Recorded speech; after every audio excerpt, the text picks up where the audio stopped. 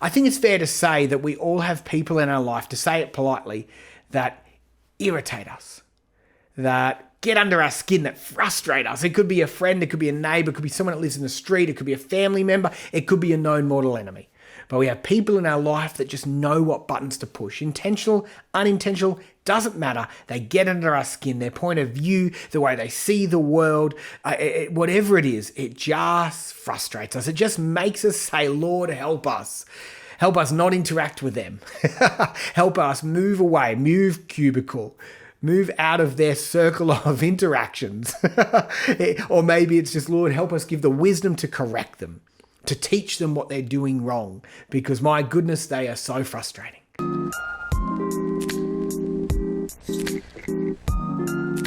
Whatever it is, I know that you'd be familiar with this interaction.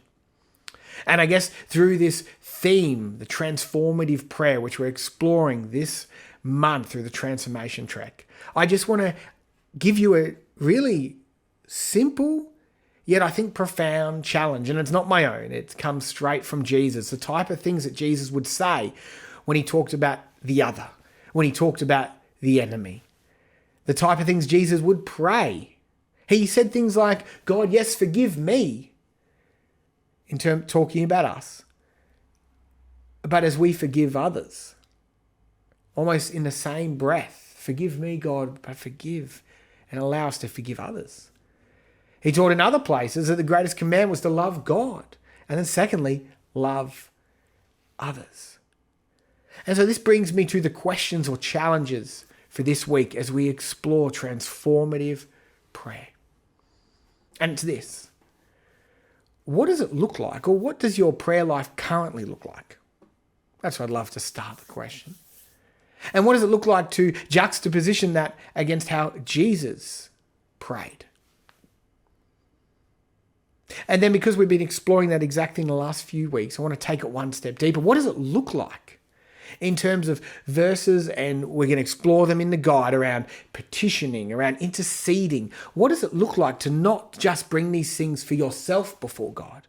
What does it look like to pray for blessing? What does it look like to pray for grace, hope, peace for your enemies, for the people that you don't find it easy to pray for the people that frustrate you or irritate you? What does it look like to wake up in the morning before you pray for yourself and what you need? What does it look like to pray that they have a blessed day? What does it look like before you go to bed to pray that they have a restful sleep, that they would know his peace? And before you get irritated by that idea, deeply consider this and talk about it if you're discussing this with others. What do you think that does to you? What would that do to you? Seriously, if you were to pray every morning, every night for people that you don't like, for people that irritate you on this planet, for people that have different views to you, political or religious, or where to park the cars on your driveway versus your neighbours. Whatever view, whatever frustrates you, whatever irritates you, what would it do to you? What would it change in you? How would you see them differently? How would you speak to them differently if every day you prayed for their best, for them to be blessed? I want to leave you with that thought as you explore the verses in the practice guide. Kick that around. Comment if you're watching us on social media and let us know, what do you think that would do to you? Hint, spoiler alert, I think it would do something profound, both for them as God moves in those prayers, but I think it would do something profound and transformative to you and the way you see the world and the way you see them.